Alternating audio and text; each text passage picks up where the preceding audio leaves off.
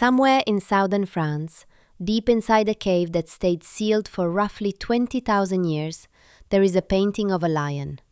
Not a scratchy outline, not a smudged handprint, not something you could chalk up to idle marking. It's a lion with a turned head, muscles implied through shading, eyes that seem to track you as you move past. Whoever painted it knew exactly what a lion looked like in motion.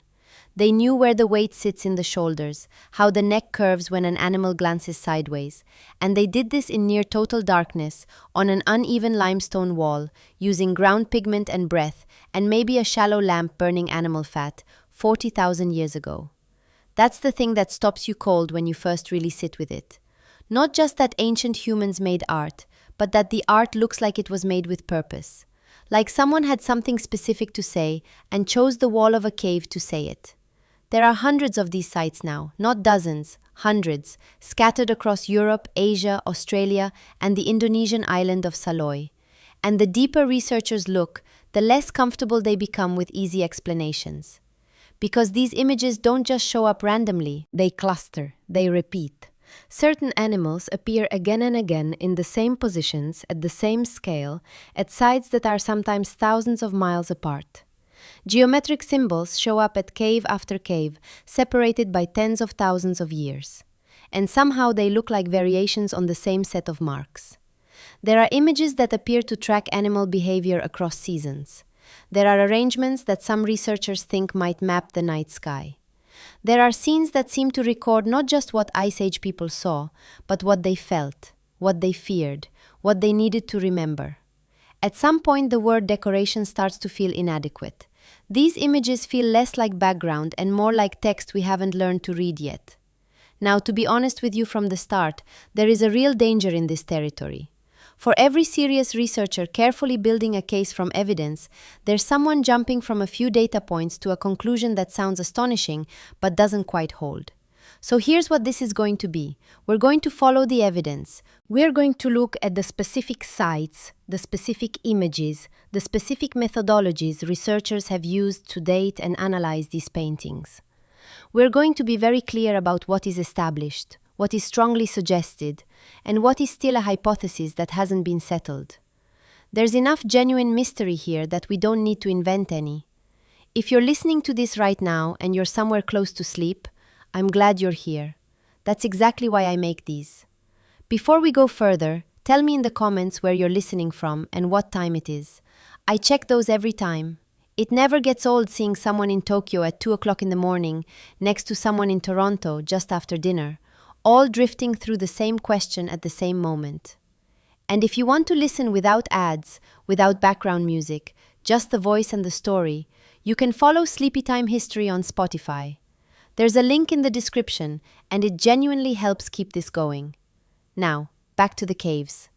Here is what we are going to work through together. We'll start with the question of what actually counts as evidence when you're trying to interpret art made by people who left no written language and no instruction manual. Then we'll move through the major sites. Chauvet and France with its almost shocking technical sophistication. Lascaux with its hidden rooms and the strange things found inside them. Altamira in Spain with that famous ceiling that caused such uproar when it was discovered. And then further out to Sulawesi in Indonesia, where a painted pig turned out to be older than almost anything found in Europe and quietly rewrote the timeline. And then the deeper questions. We'll look at what researchers have made of the animal images, whether some of them function almost like field notes on migration and behavior.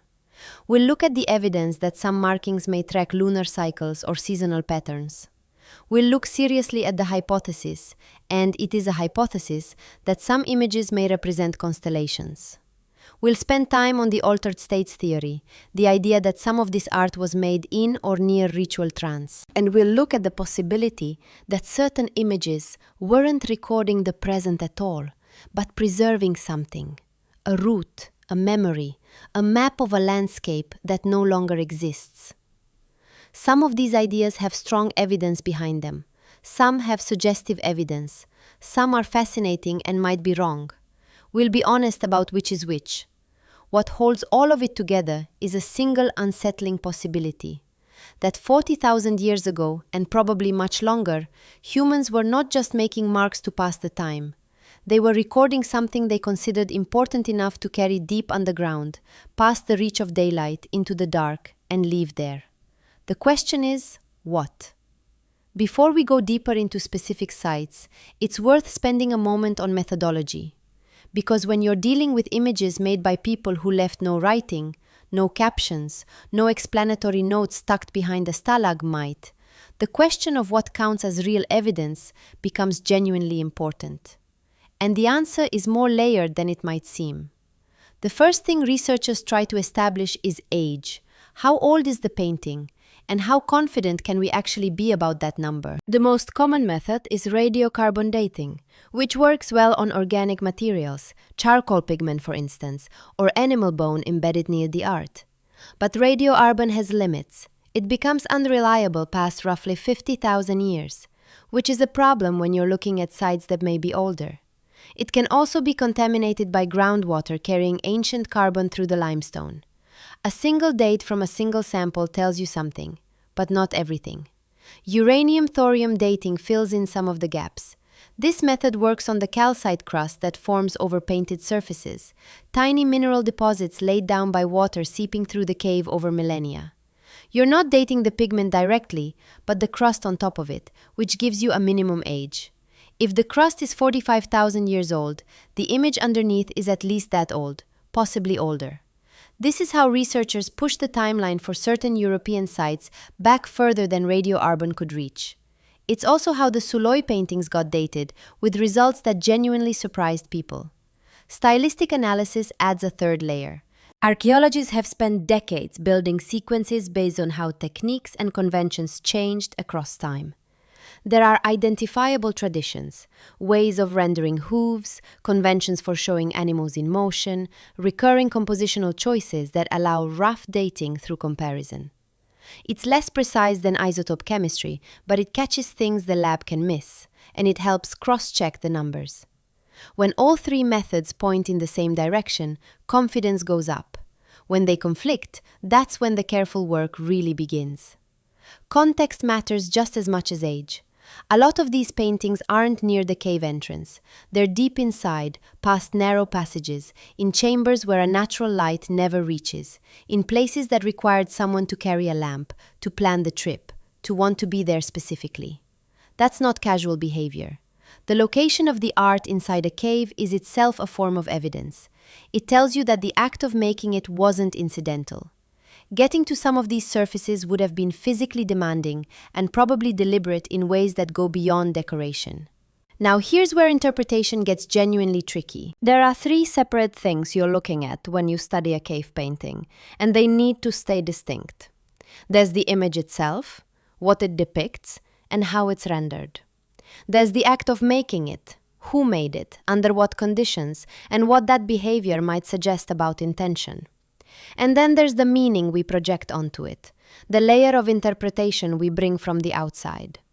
These three things are not the same, and conflating them is how you end up with confident-sounding claims that don't hold.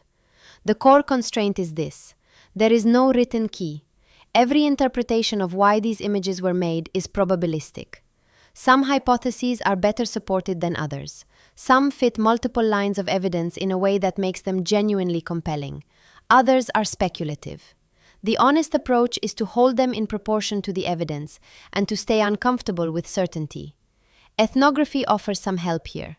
Studying living hunter-gatherer societies, looking at how they use ritual space, how they relate to animals, how they transmit knowledge across generations, can generate useful frameworks for thinking about Ice Age behavior. But it cannot be applied directly. These are different people, in different places, in different times.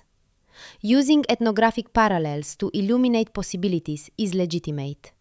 Using them as a decoder ring that tells you exactly what a specific image meant to a specific person 40,000 years ago is not. What you're left with is a discipline that has to work carefully, holding multiple hypotheses open at once, updating as new sites are found and new methods are developed. That's not a weakness. That's how you avoid making the evidence say more than it actually does. If you want to see just how careful we have to be about evidence and interpretation, Chauvet is the perfect test case. Because Chauvet is where the timeline itself tried to tell us we were wrong. Set the scene. Southern France, Ardèche Gorge, a limestone plateau riddled with cavities, one of which, for tens of thousands of years, was completely sealed off. The entrance collapsed in prehistory. No shepherds used it as a shelter. No medieval visitors carved their names. No candles, no campfires, no modern contamination. Just darkness and slow dripping water, building thin skins of calcite over whatever had been left inside. When a group of caverns broke through in 1994, what they stepped into was almost unnervingly intact. Charcoal from torches still lying on the floor, bare skulls arranged in ways that did not look entirely random, and most of all, walls covered with paintings that to trained eyes looked like they belonged to the very height of the European Ice Age artistic tradition. There was an expectation going in that the best, most sophisticated cave art in Europe would cluster around 20,000 years ago, give or take. Sites like Lascaux and Altamira had set that benchmark. Their paintings were considered late, refined, the product of a long build-up of skill and tradition. Chauvet did not fit that model. Radiocarbon dating on the charcoal drawings, cross-checked with dates from hearths on the floor, kept coming back with numbers around 32 to 36,000 years ago, with some activity possibly earlier. Still, later work using uranium-thorium dating on calcite deposits that had grown over some of the figures supported those early Upper Paleolithic ages, even allowing for debate at the margins. It's clear that the bulk of the imagery belongs to what archaeologists call Teian period, essentially the first phase of Homo sapiens expansion into this part of Europe. In other words, some of the earliest known cave art in Europe looks like it should be the latest. The motifs themselves are strange if your mental picture of cave art is all bison and horses. Chauvet does have horses, and magnificent ones, but the real stars of these walls are animals that are almost absent, or at least rarely emphasized in many other sites. Big cats, for instance, for lions with no manes, like the extinct cave lions of Plateauine Europe, rendered with sleek bodies and narrowed eyes, often in groups. There are rhinoceroses too, heavy, somewhat angular, shown from the side with those characteristic horns. Bears appear not just as isolated figures, but in sequences that look uncannily like a record of different postures. And then there are the scenes. Not just isolated animals scattered randomly, but compositions that suggest movement and maybe even story. A panel where a pride of lions seems to be stalking something just outside the frame. A group of rhinos aligned so that the overlapping horns create a sense of depth. Animals turned slightly, heads angled, legs staggered as if in mid-step. It is hard to look at some of these panels and not feel that you're seeing snapshots from a remembered world. Not just generic lion symbols, but particular animals in particular situations. The shock for many researchers was not simply that these animals were depicted. It was how they were depicted. Look closely at the Chauvet horse face and you see shading under the jaw and along the neck. Charcoal smudged to suggest volume rather than just outline. Some animals are drawn with multiple contour lines around the head or legs, giving a blurred effect that when lit by a flickering flame, probably read as motion. There are hints of perspective. Heads slightly turned, horns foreshortened, bodies overlapping in ways that suggest which animal is in front of which. The artists used the cave itself as part of their toolkit, choosing bulging surfaces to become the shoulders of our rocks, using natural cracks as the line of a back or the edge of a muzzle. This is not casual doodling by someone picking up charcoal for the first time. It's the work of people who understand how to exploit the interaction between light, surface, and line to create a visual effect. In modern terms, you might call it representation or even illusionism. It shows sustained practice, shared conventions, and probably teaching. And this is where the word mastery starts to creep in. Because when you first encounter Chauvet, the temptation is to say, this is genius. These are the Michelangelos of the Ice Age, born 35,000 years too early. But that way of putting it smuggles in assumptions our evidence does not support. What Chauvet really tells us is not that one person woke up one morning with an unprecedented talent. It tells us that by the time these people entered this cave, a tradition already existed. You do not reach this level of control over shading, composition, and the use of wall reliefs in a single leap. These skills look cumulative. Someone watched someone else work. Techniques were practiced, refined, and passed on. Children probably learned how to grind charcoal and blow pigment. There may have been specialists, people particularly good at certain animals, whose styles others could recognize. So when we say early mastery, the emphasis should sit on early, not on unique. Chauvet shows that as soon as we see this kind of art, it is already mature, which implies a prehistory we haven't yet found, made on surfaces that did not survive or in caves that remain undiscovered. The other half of the puzzle is why these particular animals dominate. Why lions and rhinos and bears rather than a simple census of hunted meat animals? One obvious possibility is danger. These are the creatures that could kill you. Cave bears really did hibernate in some of these chambers. The skulls and claw marks on the floors remind you that humans were not the only occupants. Lions and rhinos would have been embodiment of risk on the landscape. Powerful presences that demanded respect, fear, maybe ritual engagement. Another possibility is awe. Large predators and massive herbivores occupy a strange space in the human mind, terrifying but also mesmerizing. Many hunter-gatherer societies today reserve special stories and taboos for dangerous animals they rarely hunt. It's plausible that Ice Age people did something similar, and that Chauvet's walls are one place those animals were given narrative form. Status may also be part of it. In some ethnographic contexts, telling stories about or artistically representing the most dangerous animals can mark prestige, courage, or special knowledge. If certain individuals in the group had close encounters with lions or bears and lived, their experiences could become part of a shared story cycle, retold in words and fixed in charcoal. There's also the possibility that we're looking at elements of repeated narrative structures rather than standalone images. The lions in sequence, the rhinos in procession, the bear postures. These might be snapshots from stories performed in these chambers, origin tales, clan histories, lessons about where not to sleep in winter. The cave becomes not just a gallery, but an archive of remembered episodes. We have to be careful here. We don't know that the panels represent myths in the sense we use that word today. What we can say based on the evidence is that the choices are selective. They are not painting everything they see.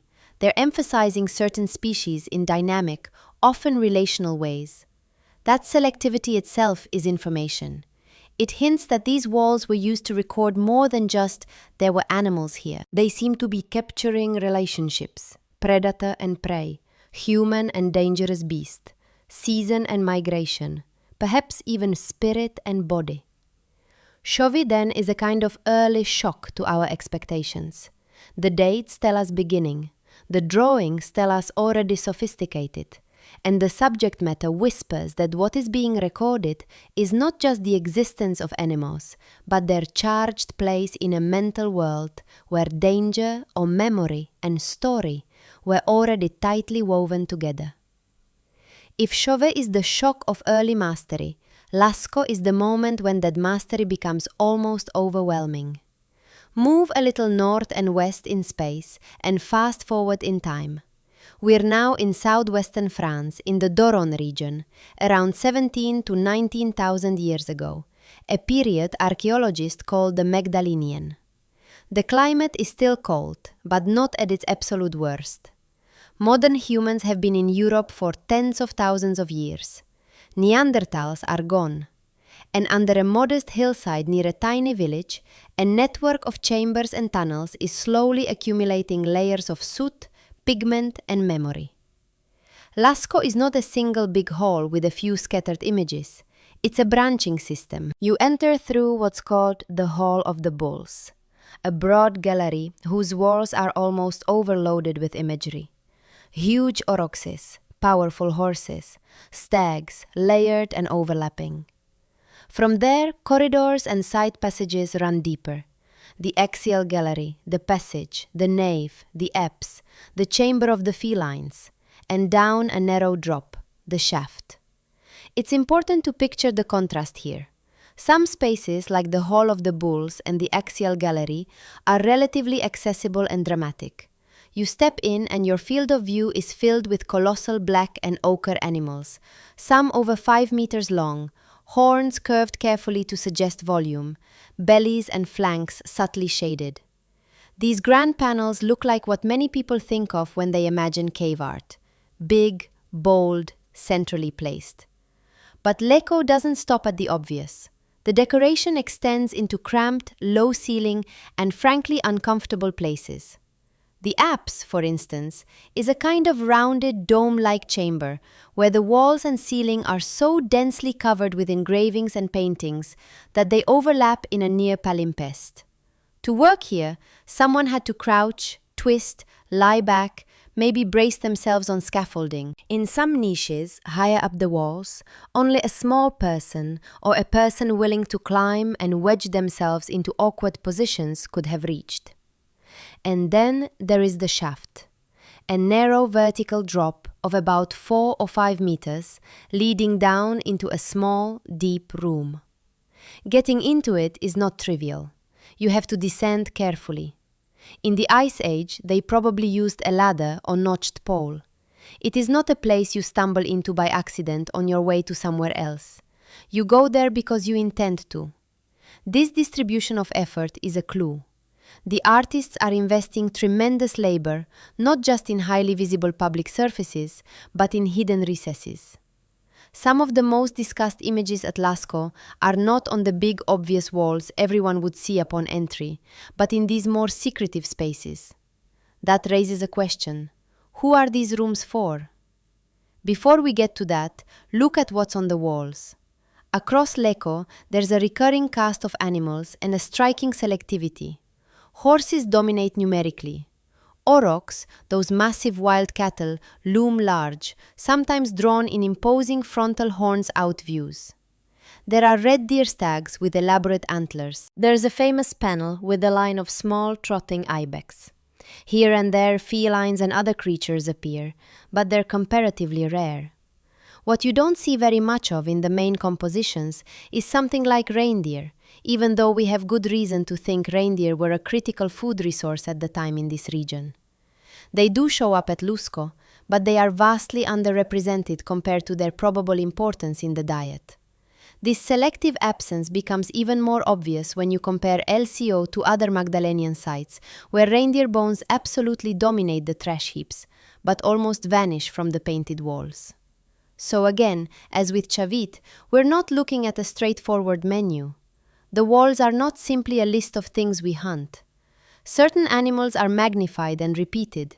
Others, equally everyday in life, are minimal or missing in the grand panels.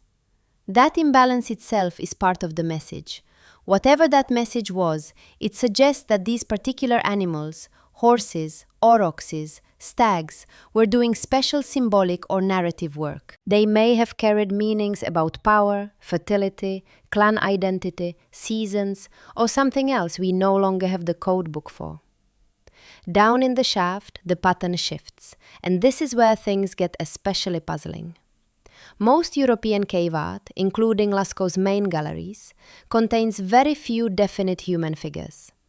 There are abstract signs, dots, lines, branching shapes, the so-called tect forms and cleave forms. There are occasional partial human elements, a hand, a schematic ulva, a stick-like limb, but fully formed human bodies are rare, and when they occur, they usually look very different from the carefully modeled animals. The shaft scene is one of the most famous exceptions. On one wall of that deep chamber, there is a composition. A bison, apparently wounded, with its intestines spilling out. Beneath it, or near it, a bird on a stick or pole, and in front of the bison, a human-like figure drawn in a highly stylized way. Stick body, outstretched arms, bird-like or mask-like head, and an erect penis.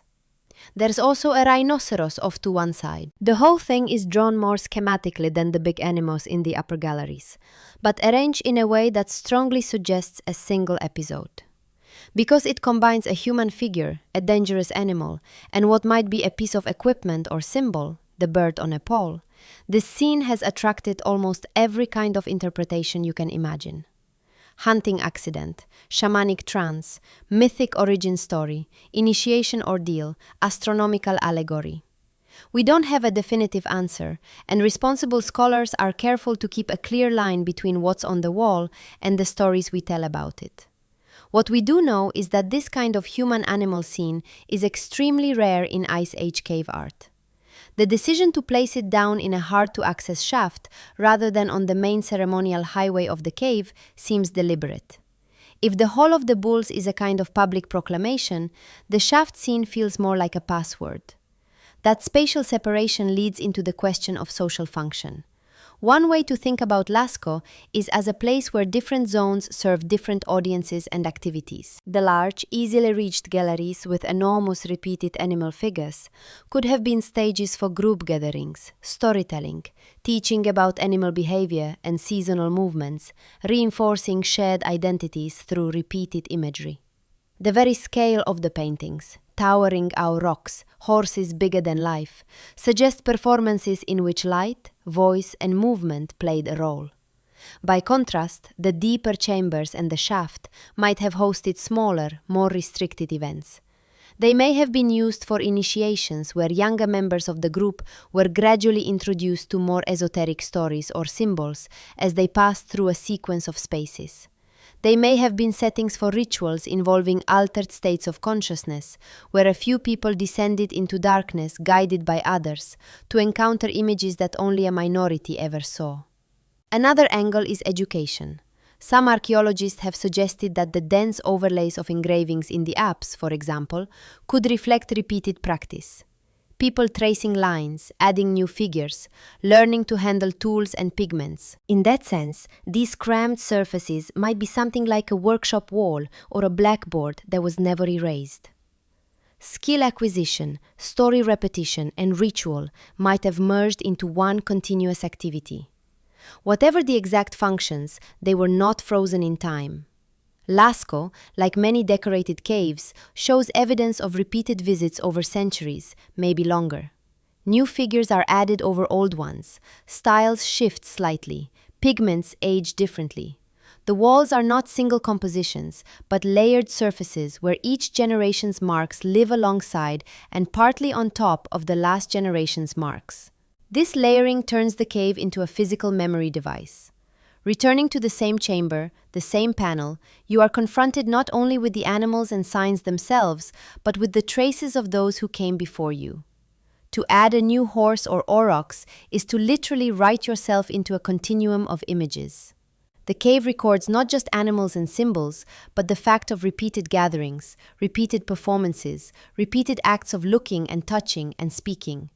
In that sense, Lascaux isn't only a gallery of Ice Age nature. It's an architecture of remembering. The Grand Panels broadcast shared stories to the many. The hidden rooms protect rarer combinations of human, animal, and sign for the few. And across them all, the slow accumulation of lines and pigments hints that what these people were recording was not just the world outside the cave, but also their own presence in time. Who they were, who they had been, and who they hoped their descendants would still be when they came back to light the walls again. Head southwest from Lascaux, cross the Pyrenees into what is now northern Spain, and you arrive at another hill with another dark interior. Different landscape, different people, same Ice Age world. This time, the place is Alamera, and instead of walls that tower over you, the most famous images are above your head. Alamera's main decorated chamber is not like the linear galleries of Lascaux. It's a relatively low, undulating ceiling about the size of a large room. If you stand there and look up, what you see, if the lights are right, is a cluster of massive bison colored in deep reds, browns, blacks, and yellows. Some seem to roll on their backs, some twist, some crouch. Their bodies are thick, heavy, muscular. It feels crowded, but not chaotic. There is order in the way they are distributed, in how they respond to the stone itself. One of the key things about Alameira is that the artists didn't treat the rock as a flat canvas. They used the natural bulges, hollows, and folds of the ceiling as part of the animals' bodies. A swelling in the limestone becomes the rounded flank of a bison. A dip becomes the shadow under a belly or the curve of a shoulder. The painter is not imposing an image on an indifferent surface. They are collaborating with the surface, reading possibilities out of it. This is not improvisation in the sense of a quick doodle. It requires patient looking, a kind of geological imagination. You have to learn to see where a protrusion can be turned into a hump, where a crack can become the division between legs, where a discoloration can be incorporated as a patch of fur. Then you have to decide which potential animals to release from which forms and in what orientation, so that seen from some particular place on the floor, the illusion will click. The polychrome technique, the use of multiple colors on the same figure, is another layer of craft. Altameir's bison are not simply red silhouettes or black outlines. Many show careful modulation. Darker tones along the back, lighter tones on the flanks. Black used to define manes, hooves, horns, and facial details. In some cases, the artist seems to blow pigment to create soft, diffuse patches, then reinforce certain lines with a brush or a piece of charcoal. To get all those colors, they had to select and process different raw materials. Reds and browns from iron oxides, hematite white, blacks from manganese dioxide or charcoal, yellows from other iron-rich minerals. These had to be collected, ground, sometimes heated to shift their hue or improve their binding properties, and mixed with water, fat, or some other medium. Once you remember that all of this is taking place in a space lit only by fire, the effect becomes easier to imagine and harder to dismiss as primitive. Archaeologists have experimented with fat lamps, like the ones we find traces of in caves. Simple stone or bone containers with a depression filled with animal fat, a bit of plant fiber or moss as a wick.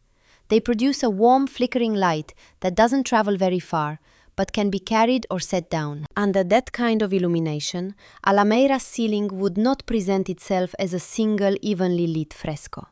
Instead, small zones would glow in turn as a lamp or torch moved. A bison's back would swell out of darkness as the light read across the bulge of the rock, shadows deepening the illusion of volume. Colors would shift subtly. Red ochre might look almost black in the periphery and flare into rusty brightness when the flame was close. The glistening of damp pigment or polished stone could make the body seem to shimmer. In that environment, the ceiling becomes a living surface in a very literal way. The animals are not just drawn on the rock, they appear to emerge from it and sink back into it, depending on where you stand and where the light is. The stone isn't just a support, it is an active partner in the animation of the images. Conceptually, that's a big move. It blurs the line between representation and presence. Are you looking at pictures of bison or at bison that inhabit the stone? For people whose lives were deeply entangled with the movements and fates of these animals, the idea that they might live both on the land and within the earth itself is not far-fetched. Many later traditions on multiple continents imagine game animals as coming from an underworld or a hidden realm and returning there when they die. Altameira doesn't prove such beliefs for the Magdalenian, but its ceiling is perfectly suited to that kind of thinking.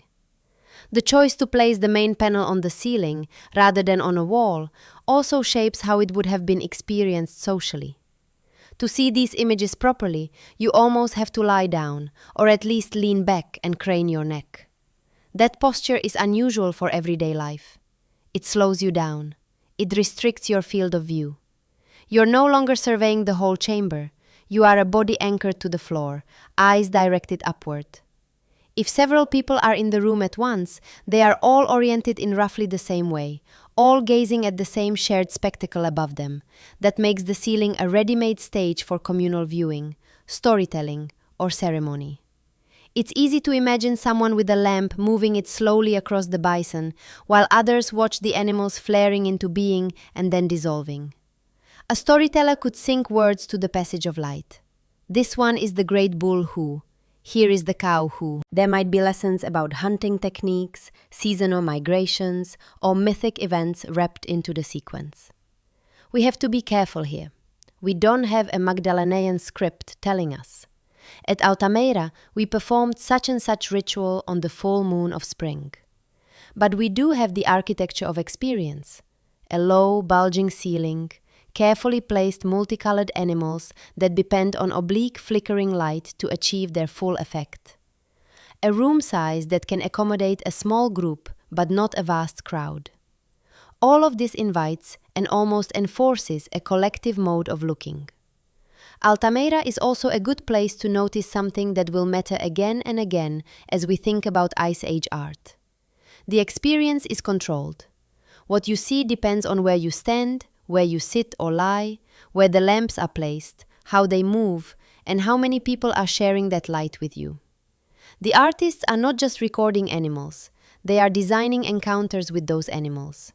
This idea of controlled experience, of images whose meaning and impact change dramatically with viewpoint and illumination. Welcome back when we look at more abstract signs at possible calendars and at star-like dot clusters. Again and again, the caves seem to be telling us that for these people, knowledge was not just something you had, it was something you entered, step by step, angle by angle, light by light, until the figures in the stone revealed what they were ready to show. Now, let's leave Europe altogether. If you zoom out on a map of Ice Age art, there's a long-standing habit of keeping the spotlight on France and Spain, as if deep-time creativity was a European invention that later spread outward. For a long time, that seemed to fit the evidence we had. Chauve, Lascaux, Alameda, El Castillo, all those famous names clustered in one corner of the world. Then people started looking more carefully at the limestone hills of southern Sulawesi in what is now Indonesia. The Maris Pangpkast, a landscape of jagged towers and caves cut into the tropics. The paintings there were known locally and even documented by scholars in the 20th century, but they didn't get slotted into the big story. They were assumed to be relatively recent, maybe a few thousand years old at most. Interesting but not world-shaking. That changed when archaeologists began to date them with the same seriousness applied to European caves. The results quietly rewrote the timeline. If you walk into one of these Solois caves, you see something that feels instantly familiar from the other side of the planet. Red hand stencils, made by placing a hand on the rock and blowing pigment around it. Animal figures, warty pigs with bristling backs and expressive faces. Dwarf buffalo, called anoa. Sometimes the animals are flanked by lines and abstract marks. Sometimes by more hand stencils, layered and overlapping. To understand why this mattered, you have to look at how the ages were measured. For a long time, dating cave art was limited by what you could date directly, charcoal drawings or the sediment they were buried in. In Sulawesi, many images are made not with charcoal, but with mineral pigments, like red ochre, which don't contain carbon and so can't be carbon dated. Instead, researchers looked at something else growing on the walls. Tiny crusts of mineral deposits, thin skins of calcite formed by dripping water. These deposits sometimes grow on top of the paintings, partly covering them. That gives you a built-in before and after. Find a calite skin that clearly overlies a hand stencil, and you know that the painting must be older than the mineral layer. Those calcite layers contain traces of uranium, which decays into thorium at a known rate. By measuring the ratio of uranium to thorium, you can get a minimum age for the crust, and therefore a minimum age for the art underneath. It's not this hand was made exactly 40,000 years ago. It's this hand is at least 40,000 years old and probably older. When teams applied this uranium-thorium method to Maris Pank, the numbers that came back was startling. Some of the hand stencils clocked in at more than 39,000 years old. One reddish-purple babarusa, a kind of wild pig, had a minimum age of around 35,000 years, later joined by another pig painting that seems to be over 45,000 years old. Those ages put Sulois right alongside and in some cases earlier than the famous orination art of Europe. In other words, while people in France were blowing pigment around their heads at El Castillo, people in Indonesia were doing the same thing on cave walls half a world away. Europe was not the singular birthplace of deep cave art. It was one branch of a much wider flowering. You can feel the implications of that in the motifs themselves. The themes in Sulois are not identical to those in France and Spain. No bison herds here, no lions, but they rhyme. There are the hands repeated over and over. There are large important animals, the kind that mattered economically and probably spiritually. There are repeated arrangements, animals framed by clusters of hand stencils, animals paired or grouped in ways that suggest interaction. This convergence raises an uncomfortable but interesting question. When we see hands, big animals and recurring patterns in Europe and in Indonesia, separated by oceans and tens of thousands of kilometers, what exactly are we looking at? A shared origin story that spread with migrating populations? Or independent inventions, the same kinds of images emerging from the same kinds of minds faced with similar lives? The archaeology doesn't support the idea that people in Soloisi were copying Europeans or vice versa. These traditions appear to have deep local roots. The safer assumption is convergent behavior. Given a certain kind of brain, a certain kind of social life, and a certain intimacy with large animals, there are only so many symbolic strategies that will feel natural. Hands are the simplest possible self-mark. You don't need a prior artistic tradition to make one. You need a hand, some pigment, a willingness to press your body against stone and leave a trace. Large animals are the most obvious focus for attention in a hunter-gatherer world. Their food, danger, wealth, myth, and calendar all wrapped together. Repeated motifs, lines, clusters, arrangements are what happen when images stop being one-off gestures and become part of shared habits. In that sense, Suloisei doesn't just add another dot to the map. It tells us something about the baseline capabilities of humans tens of thousands of years ago. Symbolic capacity, the ability to treat marks and images as standing for something. To invest them with shared meaning was not a late luxury that appeared in one region and spread slowly. It was already widespread, early, and embedded in normal social life. Think about what it takes for hand stencils to accumulate on the same wall over what might be many generations. It means people are returning to the same place, treating that surface as significant. It means children are watching adults place their hands and blow pigment and are later allowed to do it themselves. It suggests that we put our hands here is not just an individual impulse, but a group practice with a story wrapped around it. The same goes for the animals. A carefully outlined pig or buffalo is not just a doodle. It takes time, planning, pigment gathering, and the willingness of others to make space, carry lamps, tolerate smoke, and perhaps participate in whatever words or act accompany the painting. This is art as a social event, not a private pastime. But similarity can mislead us if we are not careful. It is tempting to see the red hands of Sulawesi and the red hands of El Castillo and imagine a continuous cultural tradition stretching unbroken from Spain to Indonesia. The evidence doesn't require that. What it requires is something more basic and perhaps more profound, that humans, wherever they found themselves, discovered that certain gestures, placing a hand against stone, sketching the body of an animal, repeating marks in recognizable patterns, were powerful ways to bind experience, memory, and community together. So when we line up Chauvet, Lascaux, Alameira, and Marosp and notice the echoes among them, we should read those echoes first as a window into the architecture of the human mind, not as proof of direct contact.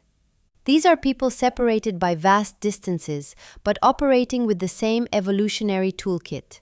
Big, socially tuned brains, long childhoods for learning, and lives that turned on the behavior of animals and the cycles of landscape and sky. The deeper timeline that Solois gives us doesn't just move the origin point of real art further back. It tells us that by the time our ancestors were painting caves in Europe, they were already part of a species that had been thinking symbolically and making that think in public on rock in more than one place for a very long time. If you stand in one of these caves long enough, your eyes start to separate the different kinds of human traces. Some are animals, full bodies with horns and hooves and snouts. Others are those familiar hand shapes. But even before you get to the question of what they mean, there's a simpler divide that matters: how they were made. A negative hand stencil is absence turned into presence. Someone holds their hand flat against the rock, fingers spread or bent, and blows pigment around it through a hollow bone from their mouth. Maybe both. When they pull their hand away, what's left is the outline, the silhouette, the ghost of contact. A positive handprint is the opposite gesture. You mix pigment with fat, spit, water, dip your palm into it, and then press that loaded hand onto the wall. The mark is not where your hand wasn't, but where it was. It's a direct transfer. Skin to rock, pigment as the record of pressure. These might seem like minor technicalities, but they're different acts with different demands. Stenciling usually needs two resources: pigment and breath. In a lot of cases, it may also need two people. One to hold the hand in place, one to blow, especially if the hand belongs to a small child. The result is airy, almost ethereal. It says, "My hand was here in this exact shape just for a moment." Printing, by contrast, is contact plus impact. It's more like a stamp. You feel the roughness of the stone through the paint layer. The color that ends up on the wall is exactly the color that was on your skin. It's a more literal transfer, more tactile. It says, "I touched this across different caves and different continents." Both strategies show up. El Castillo in Spain, Sulawesi in Indonesia, Guva de las Manos in Argentina, clouds of negative hands. In other places, like some panels in Gargas or Peshmer, you get a mix of stencils and full smeared prints. The distribution raises a quiet question. If all you wanted was a hand mark, you could pick either method. The fact that both exist and sometimes are clustered separately suggests that people felt the difference. They weren't just interchangeable signatures. The process, the gesture, was part of the meaning.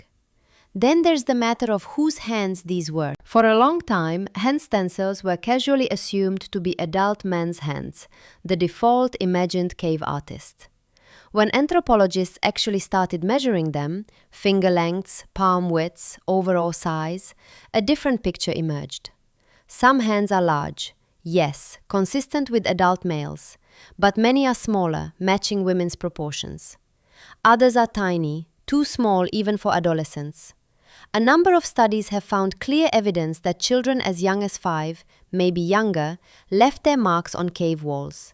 In some panels, you can almost see a gradient.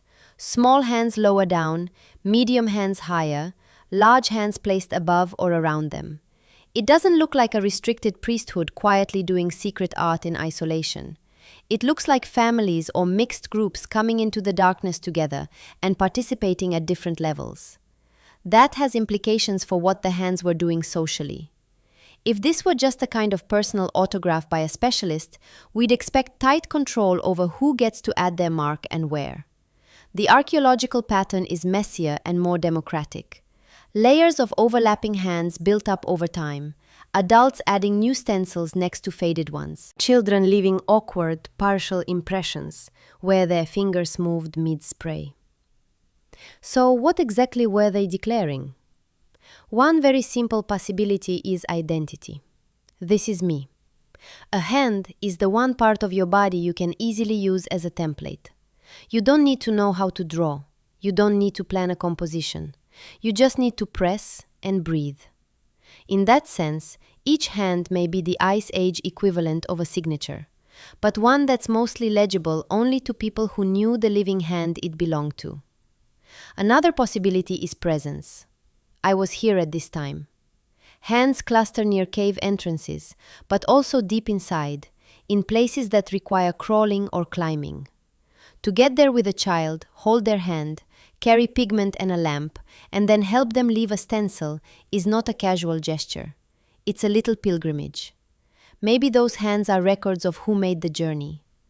Hands may also have been used for counting and vows. Some panels show series of hands with certain fingers missing or bent.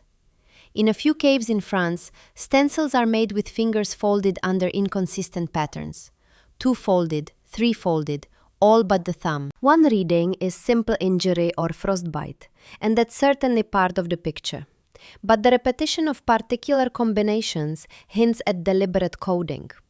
Folded fingers could mark numbers, stages of a ritual, or specific roles. The third son, the one who killed his first bison, the ones who belong to this group.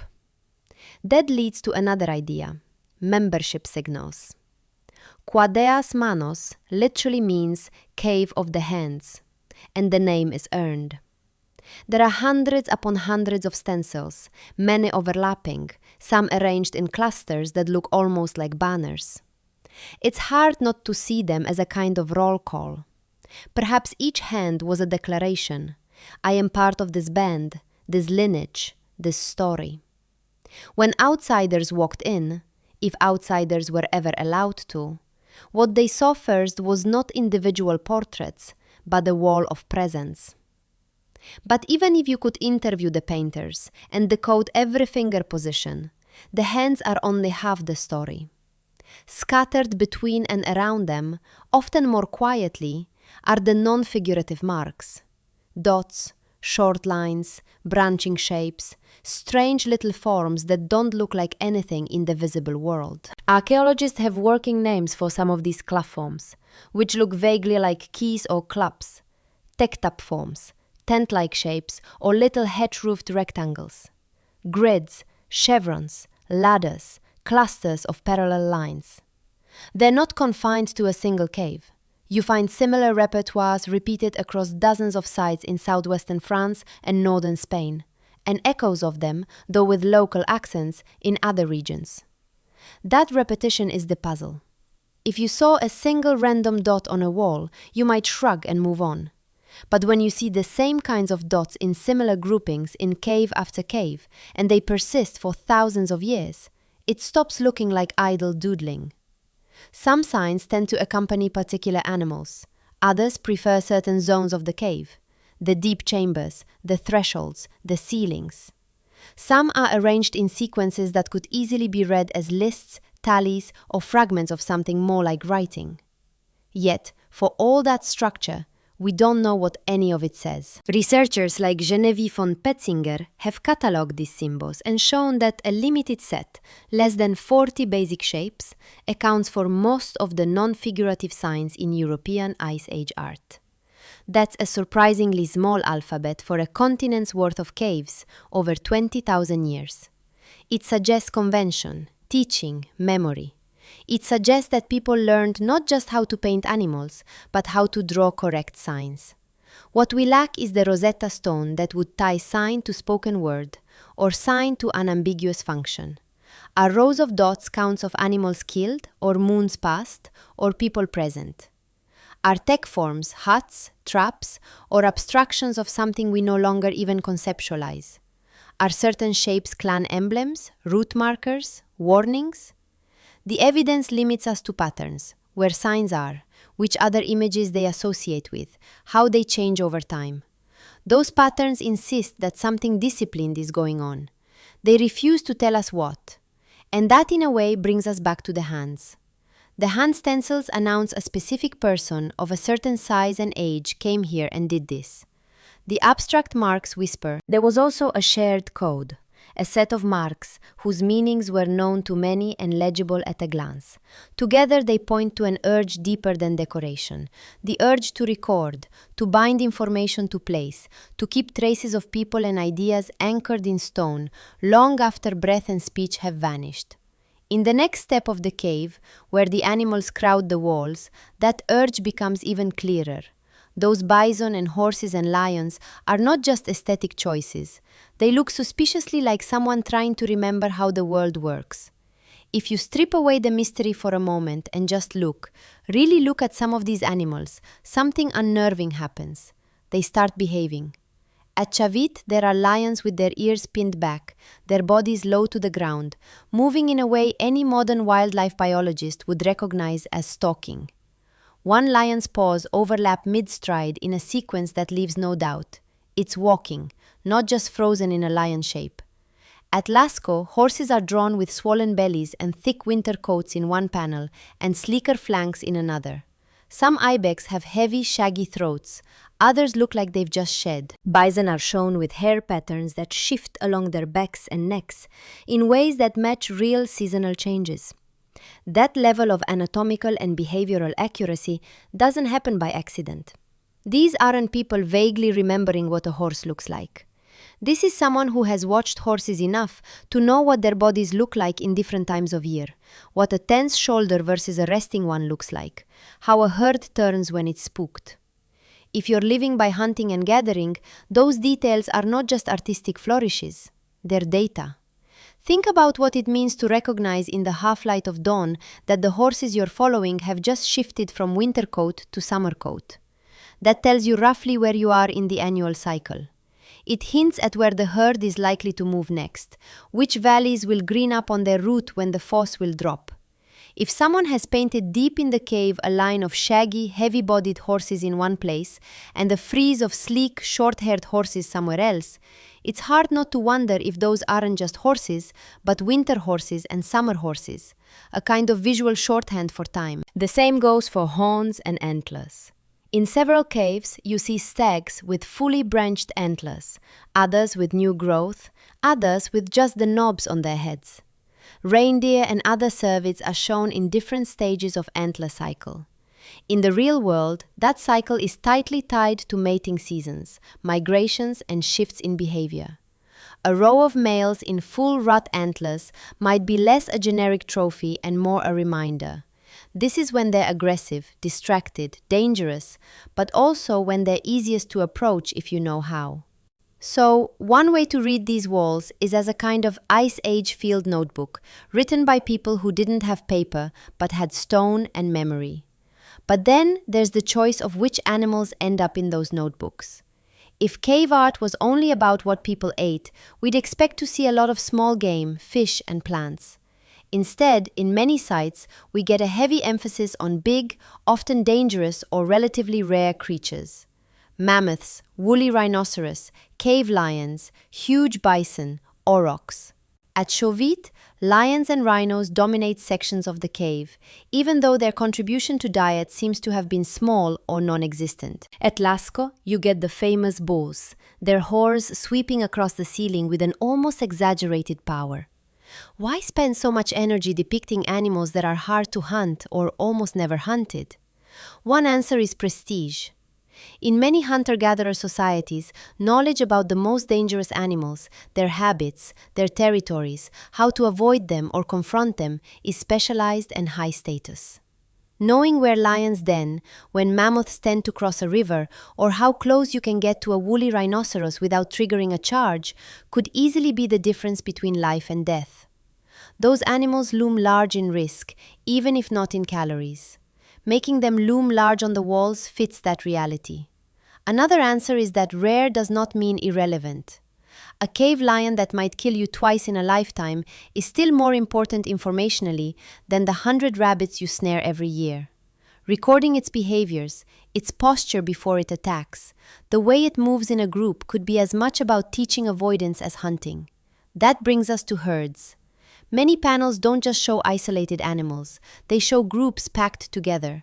Bodies overlapping in a way that suggests motion. Horses bunched as if moving along a valley floor. Bison facing in one direction with a few turned outwards like centuries. Sometimes different species share the same panel, placed in ways that look suspiciously like they're occupying different zones of a mental map. Horses in one band, aurochs in another, deer off to the side. Herd animals have predictable dynamics. They bunch differently when they're migrating versus when they're grazing quietly.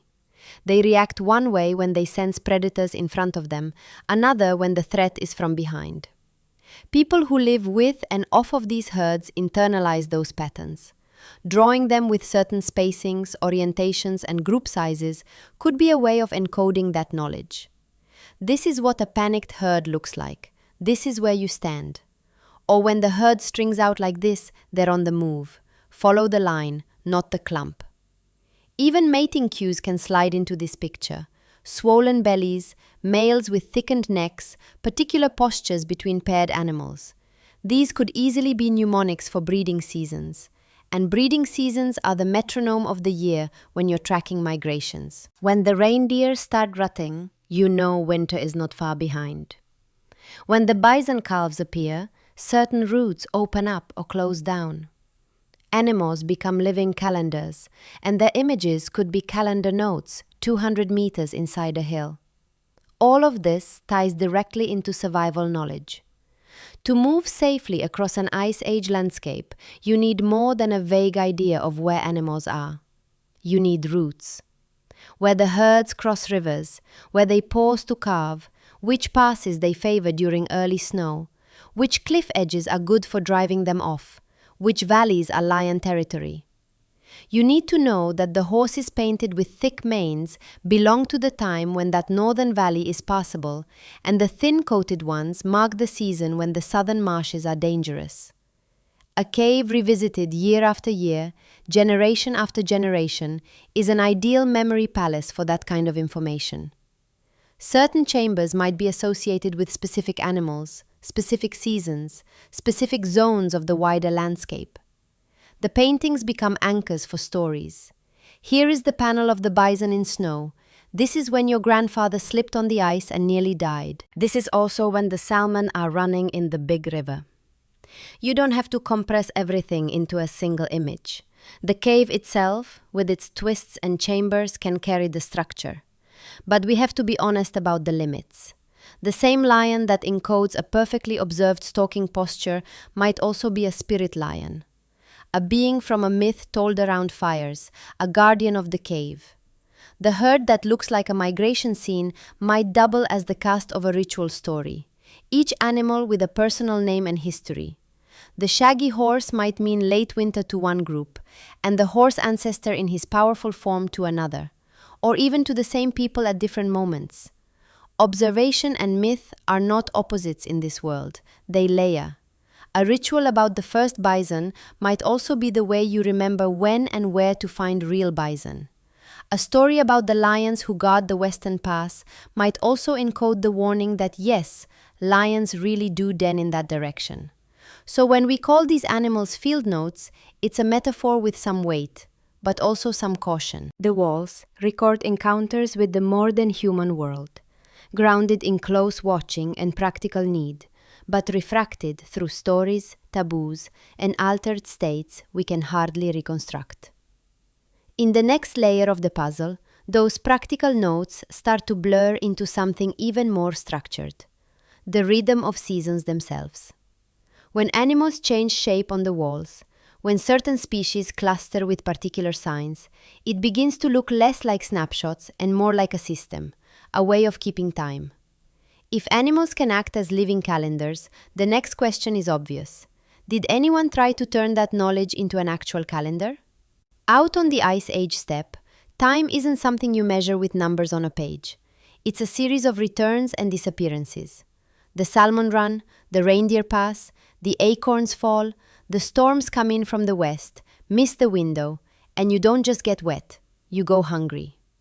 For hunter-gatherers in strongly seasonal climates, when is almost always tied to where and what. You don't say, in November we go there. You say, when the geese are flying low, or when the willow watkin skins open, or after the ice breaks on the river. But even if your language is full of those natural cues, you still have to juggle a lot of them at once. When different foods peak, when different animals are safe to hunt, when certain valleys are passable but not yet flooded, when crossing a high pass becomes suicidal. The rhythm of food is the rhythm of risk. That's where the little marks come in. Alongside the big dramatic animal figures, a quieter layer of cave art often goes unnoticed. Lines, dots, notches, clusters. At sites like Lascaux, Lapachi, and others across France and Spain, you sometimes find a bison with a row of dots beneath it, a horse with a sequence of short lines, a stag with a pattern of marks off to one side. They're not random graffiti. They often repeat very similar forms from cave to cave and panel to panel. Recently, some researchers have proposed something bold and very specific, that at least some of these dots and notches are timekeeping devices. Not writing, not numbers in our modern sense, but structured records of how many and how long.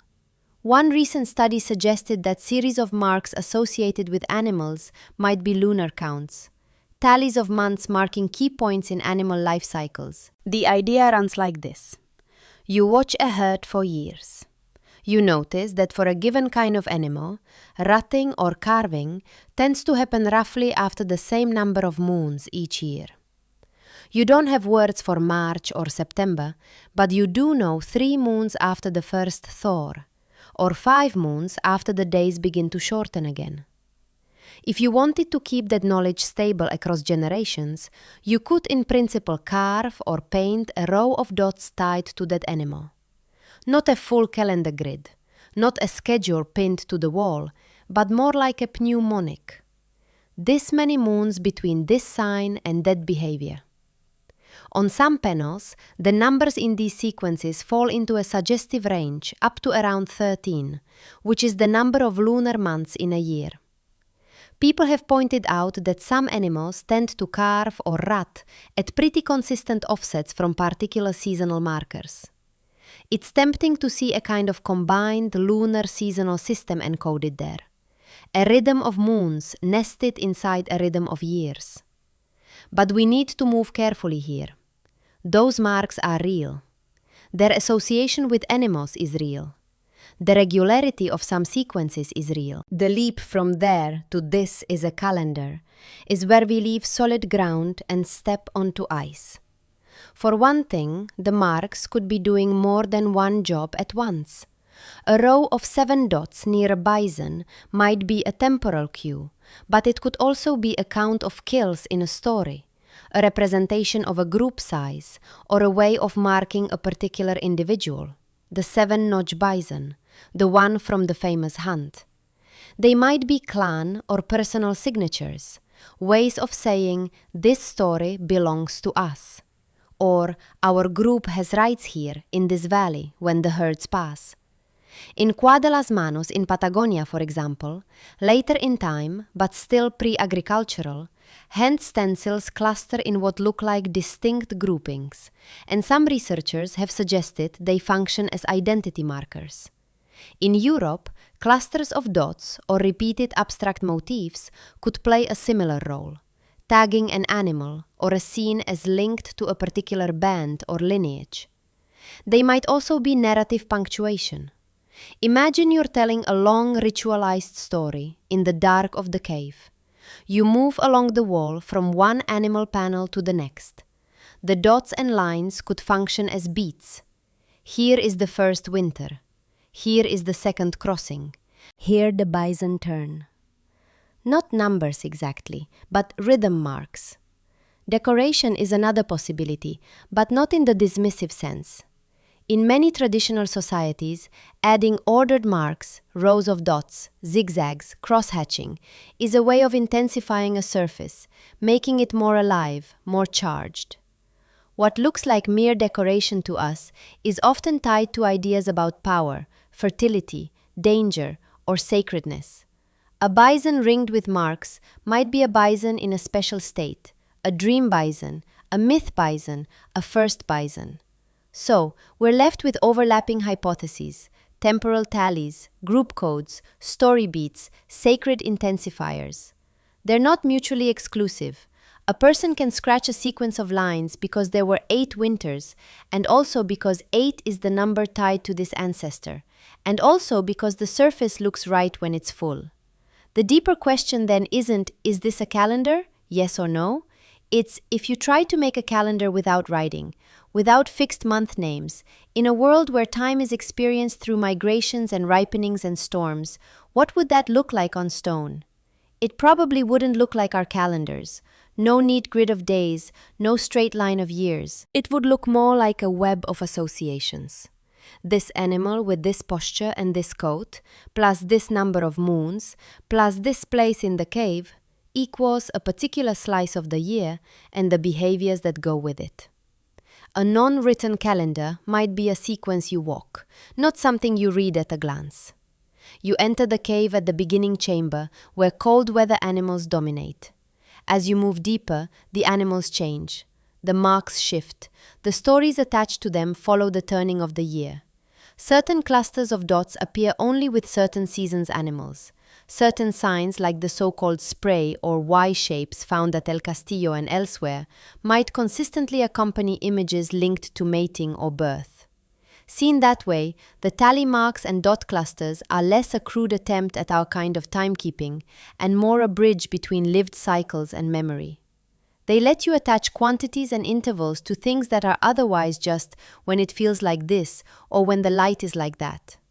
Whether any particular set of marks in Lascaux or Chavit truly encodes lunar accounts is something we may never be able to prove. The evidence is suggestive, not decisive. What does seem solid is that these people had reasons to care about recurring intervals, and they had the cognitive tools to notice and remember them. The wolves give us one of the few durable surfaces where that concern could leave a trace. And once you accept that some of those traces might map onto the cycle of the year, another possibility starts to glow at the edges of the torchlight. Maybe they weren't just watching animals and seasons. Maybe sometimes they were watching the sky. If you keep following that line of thought, the next step is almost irresistible. If you're tracking moons and seasons, and you spend your evenings in a world without artificial light, you don't just see the sky, you live inside it. The stars rise and set along the same paths. The same bright patterns turn overhead each year, and some of them are tightly tied to what happens on the ground. So, it's not surprising that some researchers have looked at the caves and asked a bolder question. Did anyone try to put the sky on stone? Over the past few decades, a handful of claims have circulated that certain cave panels encode constellations, star clusters, even specific events in the heavens. You'll see headlines about prehistoric star maps at LCO, or zodiac animals at Chauvet, or the Players cluster painted over a bison. The idea is always roughly the same. A cluster of dots near an animal looks a lot like a group of stars near a constellation in our modern sky. Maybe, the argument goes, that's not a coincidence. There are a few famous examples people keep coming back to. At Lascaux, one of the bulls in the Hall of the Bulls has a tight little group of dots painted above its shoulder. Some have suggested that if you tilt your head just right, that configuration resembles the Player star cluster sitting above the constellation that later cultures would call Taurus the Bull. In this reading, the painted bull is not just an animal. It's the sky ball, and the dots are the small shimmering cluster that rides on its back in spring. Elsewhere in the cave, other animals have dots in positions that some authors match to bright stars in Orion, or the Summer Triangle. A few statistical studies have argued that the chance of all these correspondences lining up by accident is low. In Turkey, at Göbeklete, thousands of years later, but still in a pre-Literate world, some scholars have tried to see constellations in the arrangements of animals on the pillars. They've proposed that vultures, scorpions, and other carved figures line up with the sky over particular dates, maybe even commemorating meteor showers or comet impacts. These ideas often get retroactively pushed back in time. If people 12,000 years ago could do this, maybe people 30 or 40,000 years ago could too. The appeal of these hypotheses is obvious. They promise a kind of direct connection. Not just they notice the stars, but they encoded specific constellations we can still recognize. It would mean that when you step into LCO and look up at a painted bull, you are, in a sense, seeing the same sky pattern that rises above you on a clear spring night. But before we let that romance carry us away, it helps to ask, what would strong evidence for sky on stone actually look like? It wouldn't be just one suggestive match between one animal and one star group. Humans are very good at pattern matching. Given enough dots and enough imagination, you can align almost anything with almost anything. If we want to claim the Ice Age artists were intentionally mapping the sky, we'd want several layers of support. First, we'd look for consistency. The same arrangement of dots paired with the same kind of animal again and again across different caves and different regions. If a 7-dot cluster always appears above all rocks and always in a similar position relative to the body, that's more convincing than a single instance. Second, we'd want repeatable correspondences to the actual sky. If a particular dot pattern is being read as the player, for example, we could check whether its relative spacing and orientation roughly match what the cluster would have looked like at the relevant latitude and date. The stars do move very slowly over tens of thousands of years, but we can reconstruct their past positions. A robust case would show that the dot layout lines up with the ancient sky better than with random scatter. Third, we'd look for independent checks.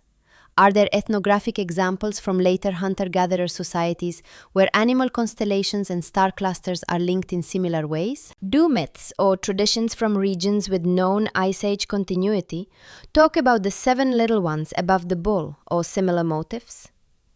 These wouldn't prove anything on their own, but they'd give a broader cultural context. Most of the current star map claims fall short of that bar. The dots are there, the animals are there. Some alignments are undeniably tempting, but the number of dots is small, the positions are approximate, and the sample size is tiny. For every apparent match, there are other panels with dots that don't fit any obvious celestial pattern at all. Sometimes proponents quietly ignore those. That's the selective data problem, noticing the hits, forgetting the misses. There's also the risk of projection. Our constellations are culturally specific. Asterisms like the Pleiades have been noticed in many traditions, but they aren't always 7 sisters or tied to a bull. Mapping Greek or Babylonian star pictures onto Ice Age art assumes a continuity we haven't demonstrated. It's a bit like seeing a modern alphabet in every set of scratches once you've learned to read. Within archaeology and archaeoastronomy, there's active debate around these interpretations. Some researchers argue that the statistical likelihood of certain configurations being accidental is low enough to take the sky hypothesis seriously, at least as a working idea. Others point out that when the criteria for a match are loose, allowing for flipping, rotating, shrinking, and stretching, the chance level becomes hard to define. Still, others caution that the same panels already have plausible interpretations in terms of hunting, myth, or ritual without needing the stars. So, we end up in a familiar place. The evidence is suggestive. It's not decisive, but that doesn't mean the sky was irrelevant. You don't need to draw a perfect star map to be using the heavens as part of your mental toolkit. Basic sky knowledge, where the sun rises at solstice. Which way certain stars or the Milky Way lean at different times of year when a particular bright star first appears in the dawn can act as a powerful frame for everything else. Imagine you're standing at the entrance to a cave like Chauvet or El Castillo. The opening faces a particular direction. In winter, the low sun might reach deep into the chamber. In summer, it might barely touch the threshold. Some rock shelters and passage mouths line up roughly with solstice sunrises or sunsets, simply because of the local topography.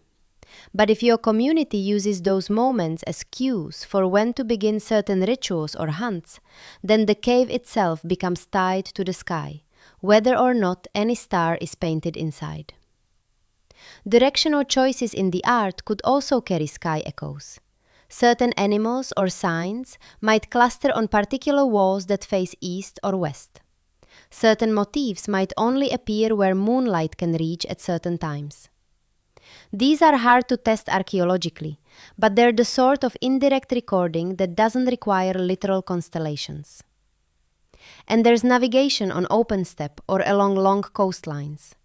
Knowing that the path home lies where this star rises, or the reindeer valleys are under the part of the Milky Way that looks like a river, is extremely useful if some abstract marks in caves echo those same orientations. If, say, a repeated zigzag always leans the way a key stretch of sky leans, that might be another subtler way the heavens seep into stone. So when we talk about the sky on stone, we might be thinking a bit too literally. A perfect prehistoric planetarium painted underground would be spectacular, but it's not the only option. What seems more likely is that sky knowledge, like animal behavior and seasonal change, fed into a whole web of signs, placements, stories, and practices. Some of that web might glance off the star patterns we recognize. Some of it might be anchored to horizons and light rather than individual points of light. If any specific panel at Lascaux or Chauvet truly encodes a constellation, it would be a remarkable bridge across time. For now, the case isn't closed. Either way, the more cautious conclusion is simpler and in its own way just as profound. These were people who lived under a dark, brilliant sky. They had every reason and all the cognitive tools to notice its regularities and fold them into their understanding of animals, seasons, and place. The caves give us tantalizing hints that they did exactly that. The exact shapes those hints took are still, for the most part, hidden in the dark. And in that darkness, another possibility flickers into view. Not above us this time, but inside the mind. Because if some of these images are tied to the sky outside, others may come from a different kind of journey altogether. If you walk that journey inward, the caves themselves start to look very different. Think about what it actually means to go deep into a place like Chauvet or Lascaux or Altamira before anyone had electric light. You leave the open air and the star-filled sky behind.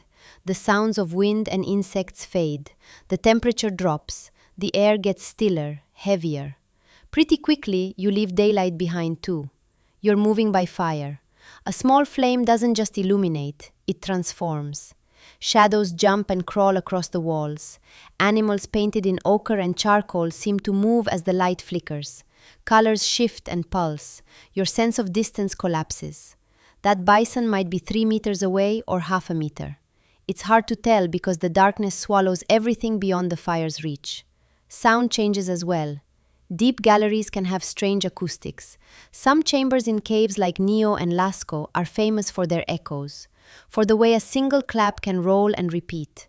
A low voice can sound like a chorus. A drum beat, or the rhythmic knocking of stone on stone, can turn the whole space into a resonating body. Then there's the air itself. In narrow passages, oxygen can be limited.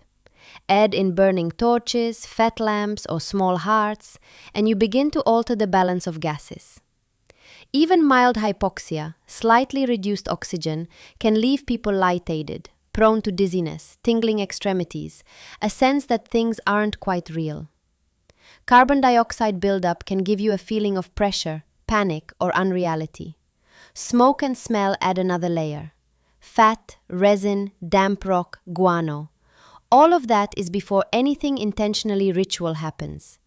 It doesn't take much to see why some archaeologists and neuroscientists have suggested that at least some cave art is tied to altered states of consciousness.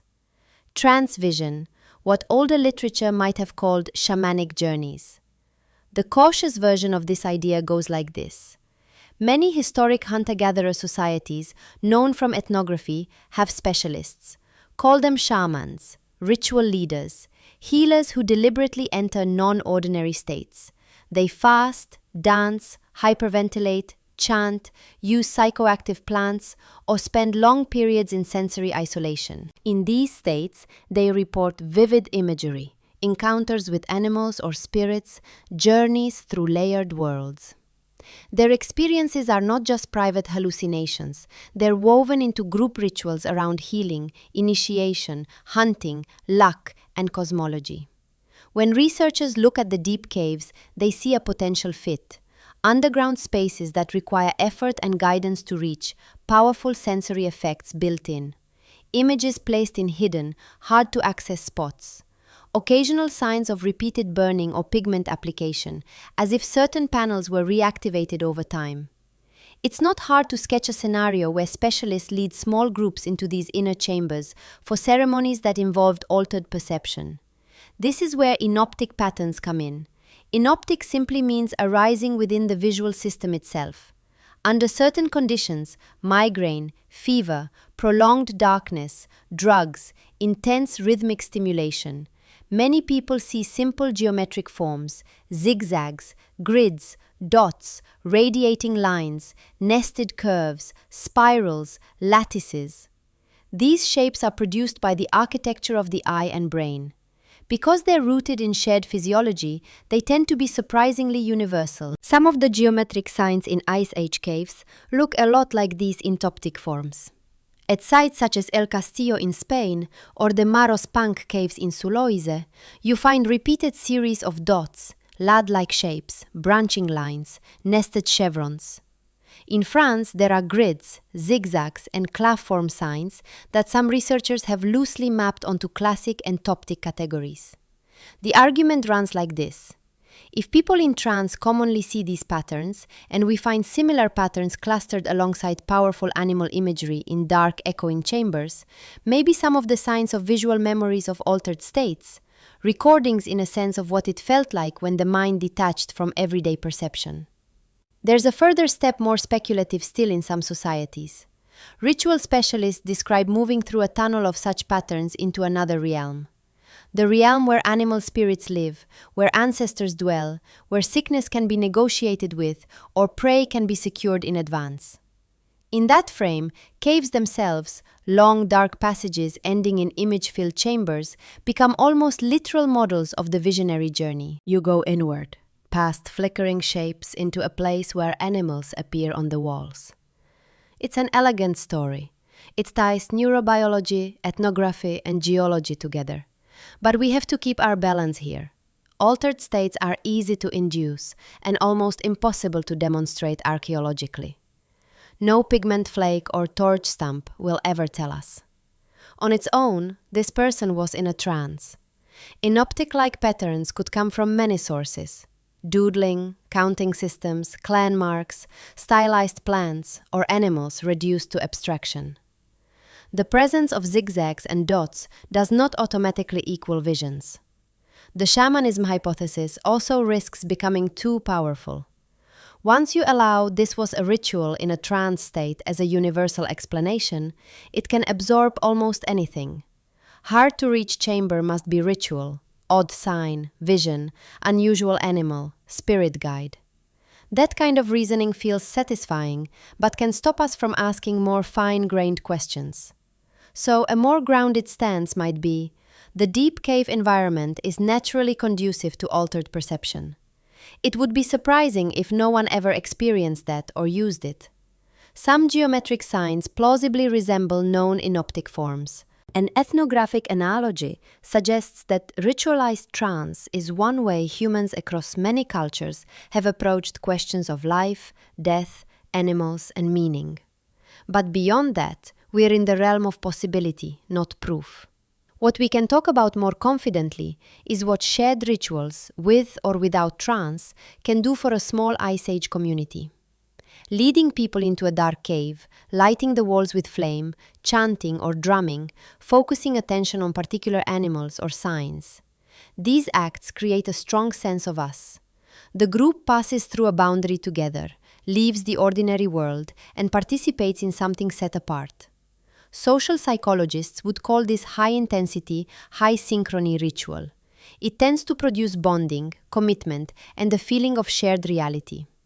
For a band living through harsh winters and unpredictable migrations, that kind of cohesion isn't decorative, it's survival technology. Rituals can also structure life transitions. The movement from child to adult, from ordinary hunter to someone trusted with particular knowledge, is often marked by orals, darkness, fear, isolation, controlled exposure to strange sights and sounds. A journey into the cave, culminating in the first time a youth sees the painted animals flare into life in the lamplight, could have been one such passage.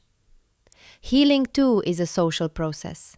Whether or not a ritual specialist literally retrieves a lost soul or negotiates with an animal master, the act of gathering around an ailing person, chanting, touching, invoking ancestor animals on the wall can have powerful effects.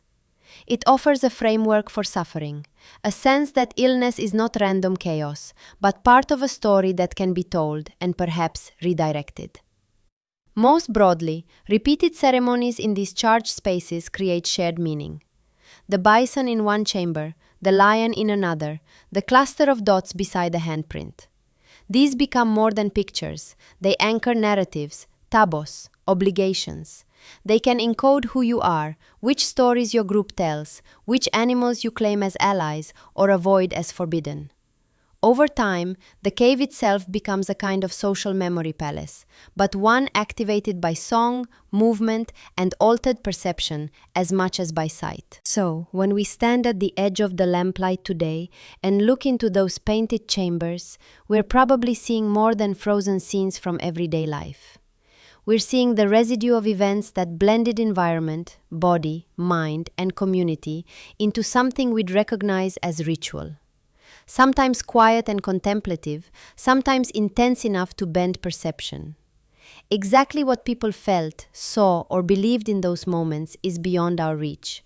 But the traces they left suggest that the caves weren't just used to record the outer world of animals and seasons. They were also places where inner worlds were explored, shaped, and shared.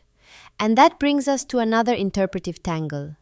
Once you acknowledge ritual and altered perception, it's tempting to assume that every image is magical, every animal a spell.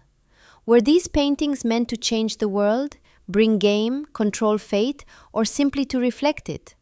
To get at that, we have to walk carefully into the territory of hunting magic and ask what it would even mean to paint an animal for ethical reasons. When people first began studying Ice Age caves in the late 19th and early 20th centuries, they reached for an explanation that felt intuitively right to them: hunting magic. The idea goes like this. In a world where your survival depends on large, dangerous animals, it makes sense to try to influence the hunt before it happens. You paint the baston, the horse, the deer you hope to kill. Maybe you show them wounded, pierced with spears, bleeding. Maybe you surround them, trap them, pin them to the irregularities of the rock. By fixing the animal's image and pigment, you symbolically capture its spirit, weaken it, or persuade the powers of the world to send it into your path. The early evidence seemed to line up. At Lascaux and Altamira, you get these grand processions of animals, herds of horses, bison, or rocks, often in motion, often layered over one another, as if many episodes of painting were focused on the same prey species. At some sites, people noticed marks that looked like spears or darts incised or painted over bison and other game. A few ethnographic accounts from much later times: Arctic peoples carving seals, plains groups drawing bison, described rituals where images and hunting success were explicitly linked. Put all that together and you get a simple, satisfying story. The caves are underground hunting shrines. The art is a technology of control. Paint the animal, then kill it. Over the last few decades, though, that picture has frayed when researchers started systematically cataloging the animal species in caves like Chauvet, Lascaux, Alameira, Nio, and the Sulzi sites. They noticed something odd. The art is packed with animals that were not the main items on the menu. At Chauvet, lions, rhinos, bears, and panthers dominate the walls. At Lascaux, horses and great aurochses are everywhere. Yet in many associated bone assemblages, people were eating a lot of reindeer and smaller game. Cave lions and rhinos were not regular prey. Some of them might never have been hunted at all. If these were primarily hunting manuals, why lavish attention on the animals you rarely kill and largely ignore the ones you butcher by the hundred? The supposed spear marks turned out to be slippery too. Many are ambiguous scratches or later additions whose meaning we can't fix. Some wounded animals show marks that don't line up with any plausible hunting technique.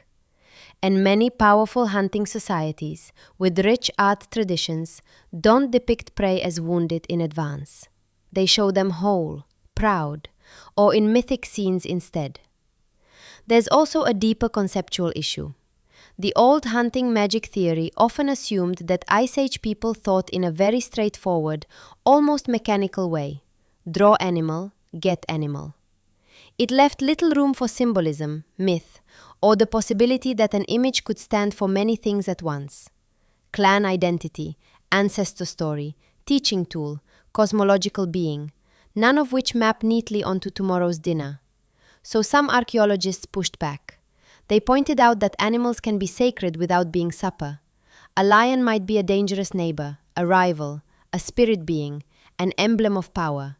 A rhino or a huge aurochs might be less a target and more a personification of a storm, a valley, a season.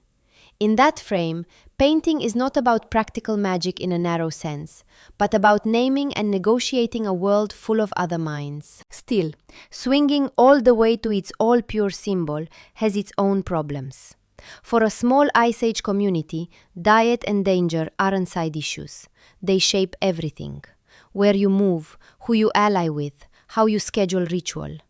It would be surprising if art that took so much effort had nothing to do with subsistence or with the emotional weight of the hunt, fear, gratitude, grief, pride. A more nuanced middle position might be this. Ritual and subsistence concerns are not separate boxes. They bleed into each other. A ceremony asking for hunting luck is also a ceremony about identity, obligation, and memory. A painted bison can be at the same time an individual animal, a general category of prey, an ancestor, a clan emblem, and a being addressed in prayer. Painting it as if you're spearing it on the wall doesn't have to mean you literally believe the pigment will force a real bison to fall over tomorrow. It can be a way of rehearsing, acknowledging risk, formalizing hope, and placing the upcoming hunt inside a larger story. When we talk about hunting magic, then we should be careful. It's easy for that phrase to slide into a stereotype. The primitive person who confuses picture with thing, who can't tell symbol from reality. But symbolic thinking, treating one thing as standing for another, is not a mark of naivety. It's the basis of language, ritual, law, and science. Modern people still perform rituals before exams, games, trips to the hospital. We know in some sense that the gesture doesn't mechanically change the outcome. We do it anyway, because it shapes our own minds and our relationships with others. Respectful inference means granting Ice Age artists at least that level of complexity. They almost certainly understood that a painted aurochs wasn't going to walk out of the wall. The power of the act lived elsewhere in the gathering, the performance, the continuity with what had been done before in the way that repeating a pattern makes it true for your group. And that returns us to the puzzle of effort. These paintings and engravings are not quick doodles. They required climbing, scaffolding, lamp fuel, pigments ground from distant minerals, hours or days of focused work deep underground. Many of them were placed where no one would see them in everyday life, behind squeezes, around blind corners, in chambers visited rarely, if at all, by anyone outside a small circle. If the goal was simply to increase hunting success, you might expect something more public, more convenient. Marks at the cave mouth, charms on weapons, images in the living areas. Instead, again and again, people chose difficulty and obscurity. That suggests that whatever was happening down there mattered in ways that exceeded daily viewing. The paintings might have worked not as constant visual reminders, but as anchors for occasional highly charged events, rites you only witnessed a few times in a lifetime, if ever. In that light, their hiddenness is part of their function. The animal that knows too much is not for everyone to look at whenever they like. What those rites felt like from the inside, and exactly how people believe they shaped the hunt, remains out of reach. The traces on the walls hold their silence. To get closer, we have to widen our lens again and ask whether some of these animal gatherings and strange signs might be doing more than invoking prey. Maybe they're also mapping where life happens. Valleys, rivers, migration corridors, a kind of remembered landscape folded onto stone. If you live in a world without GPS, without paper maps, without writing, you still have to know exactly where things are. Where the herds tend to cross the river when the water is low, where the valley pinches into a treacherous gorge, where there's a spring that never quite dries even in bad years, where the ice stays late, and where the berries ripen earliest. In that kind of world, geography isn't an abstract backdrop. It's as vital as the animals themselves. And it's tempting to look at those dense, layered cave walls and wonder whether some of the herds we see are also, in a sense, paths. Not just animals in general, but animals as they move through specific, remembered landscapes. This is where the idea of mapping comes in. Some researchers have suggested that certain panels might encode rivers, valleys, or migration corridors, lines that run under or alongside animals. Repeated pairings of species that actually co-occur in a particular kind of habitat. Sequences of figures that always appear in the same order, cave after cave, as if following an invisible itinerary. It's a compelling thought, but we have to tread carefully. Literal maps, the kind we're used to, are very recent. They depend on bird's-eye views and standardized symbols. There's no evidence that Ice Age people were drawing overhead plans of Europe in ochre.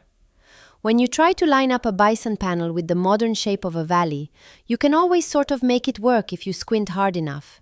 That's the danger.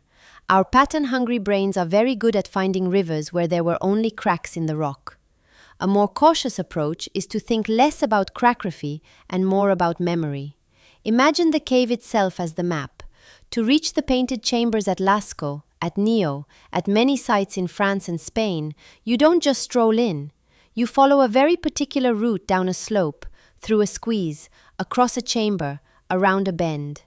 Archaeologists can see in the sediment and the soot that people walk the same paths again and again. The floors are worn in places. Hearths recur in the same spots. Torch and lamp traces cluster near certain panels generation after generation. In that sense, the architecture of the cave enforces a sequence. You encounter images in a fixed order, anchored to niches, ledges, and junctions. Turn left at the bison, right at the horse procession. Crawl under the low ceiling where the felines are. You can't shuffle the pages. The space itself is a kind of script. This is very close to what memory researchers today call a memory palace. You take a familiar building, assign each room or corner an idea, a story, a set of instructions. Then, when you want to recall them, you mentally walk the building, visiting each spot in turn. Ancient authors describe doing this consciously, but the underlying trick is much older than rhetoric. It's about exploiting how our brains tie information to place. Caves give you that for free. Dark, distinctive, difficult spaces full of landmarks you never confuse with anywhere else. Paint an animal at a particular bend under a particular ceiling bulge, and you've tied whatever that animal means to that location in the mental landscape as well. From this angle, the question isn't, is this a map of the river? But does this chamber stand for the river? A narrative map doesn't need to look like the thing it encodes. It just has to preserve the order of experience. First, you cross the open plain where the horses graze. Then, you enter the gorge where the orcs are dangerous. Then, you follow the river bend where you sometimes see lions. A journey like that can be stored as a sequence of panels. Horse, aurochs, lion, each in its own place on the wall, each associated with a particular bend or narrowing of the cave path. Walk the route underground and you rehearse with your body how to move through the outer world. Material traces hint that some caves were used this way over very long stretches of time. At Chauvy, at El Castillo, at multiple sites. Radiocarbon dates show episodes of paintings separated by thousands of years, focused on the same sectors. Younger artists return to older panels, adding new animals, new signs, sometimes following the same general arrangements. Hearths pop up in the same alcoves. Soot shows up on the same ceilings. It looks less like random decoration and more like revisiting chapters in a well-known story.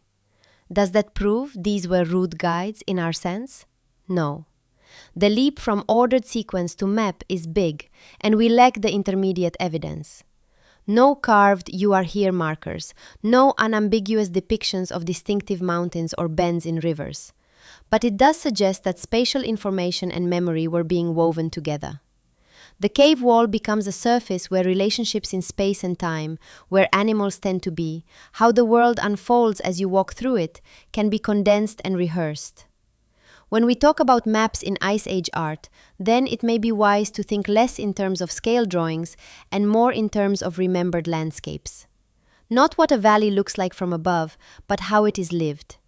The order in which beings appear, the dangers and gifts attached to each place, the routes you teach your children, not with coordinates, but with stories and sequences. It's an enticing possibility, and it fits with what we know about human memory and movement. Yet it remains for now a possibility.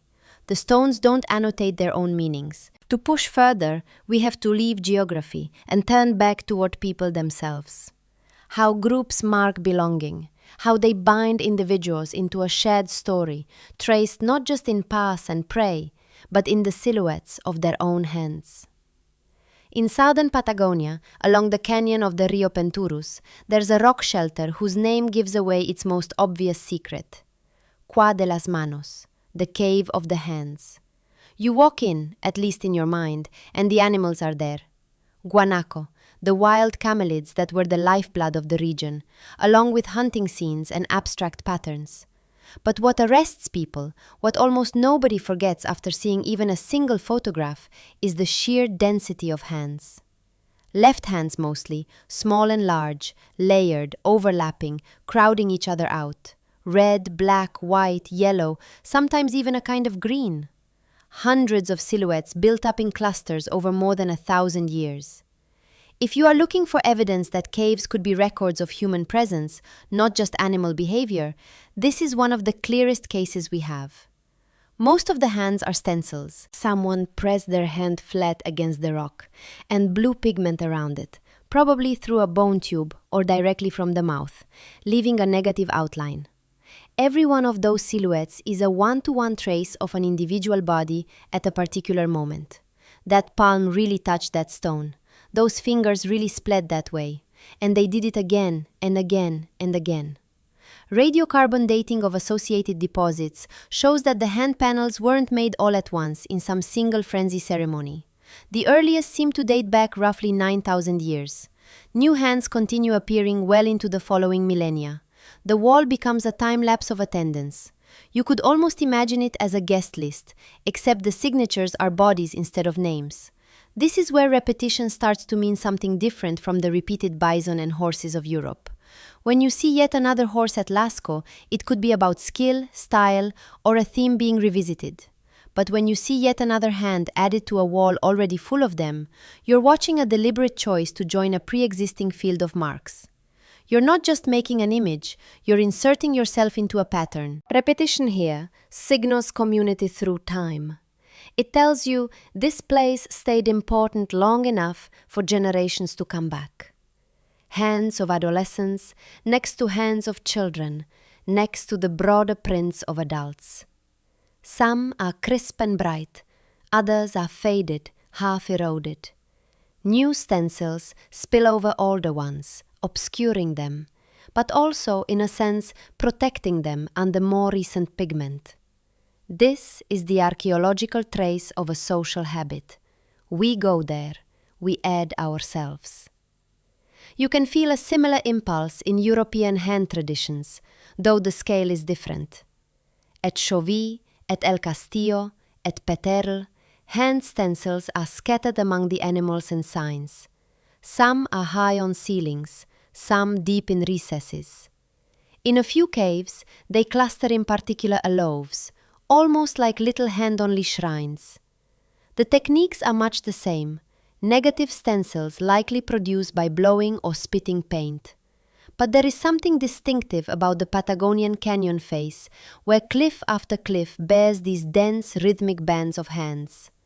In Europe, hands feel like a powerful but secondary motif woven into a larger tapestry of creatures and symbols. In Patagonia, for stretches of woe, they are the tapestry. What is being recorded on that rock? Not in our sense of record as neutral data storage, but in the sense of what is being fixed, made durable. One possibility is simple presence. I was here.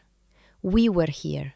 in a landscape of high cliffs and narrow valleys, where groups might move seasonally and return to the same sheltered spots year after year. Freezing those returns in pigment makes sense. Each hand could be a moment of arrival, a ritual start to a hunt, a rite of passage when a young person joins the ranks of full participants. Another possibility is belonging. Perhaps not everyone's hand went on the wall. Maybe only certain lineages, or successful hunters, or initiates in a particular ceremony. In that case, the panel becomes a roster of a more restricted kind of membership. You don't just exist, you count. There are hints that something like lineage may be in play. Some hands have missing fingers, not from injury on the skeletons we found, but as if the finger was folded under when the stencil was made. In European caves, similar patterns appear, and some researchers have proposed that these could be a simple code, combinations of extended and tucked fingers, creating sequences like a family emblem or a personal mark. At Cuva de las Manos, we don't know if that's true, but the potential is there. The body becomes a cipher system, a clan expressed as a particular configuration of digits. Beyond presence and belonging, there's the idea of collective memory. Imagine a child standing in front of that wall, tracing the outlines with their eyes as an elder speaks. These were our grandmothers and their brothers and the people before them. They hunted here when the river was lower. They saw the guanaco cross that ridge. We come as they came, and we place our hands where they did, so they remember us and we remember them. You don't need writing to create a genealogy. You just need a durable surface, a repeatable act, and a story that binds both together. A wall of hands is all three.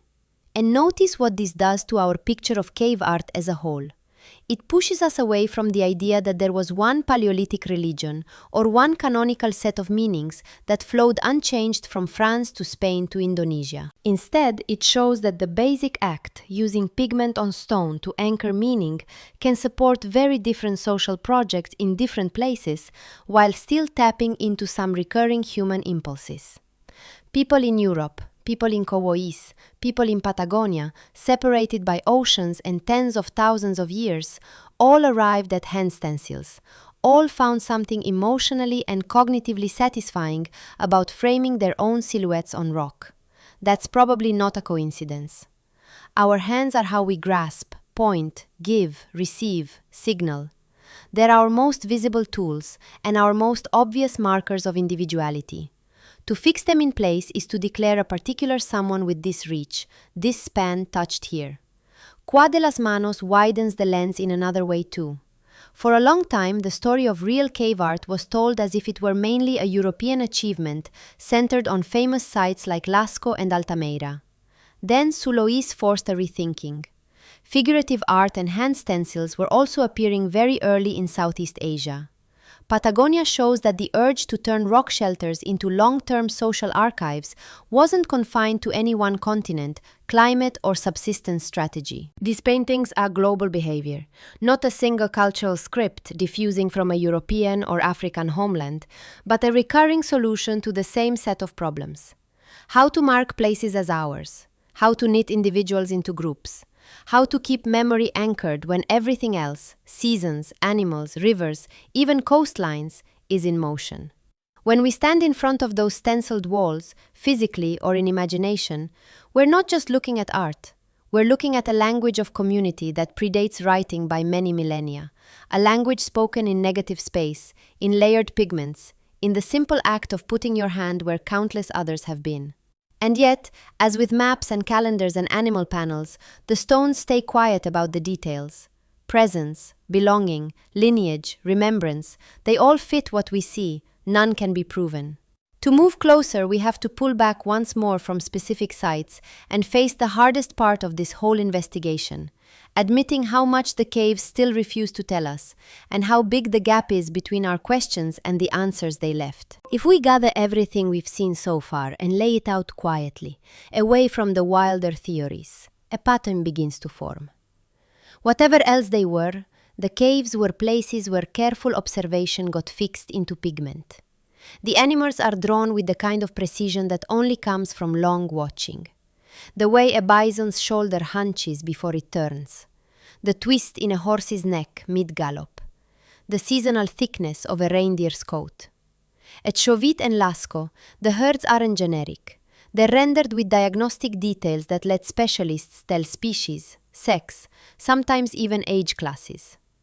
That is fieldwork done without notebooks stored on limestone.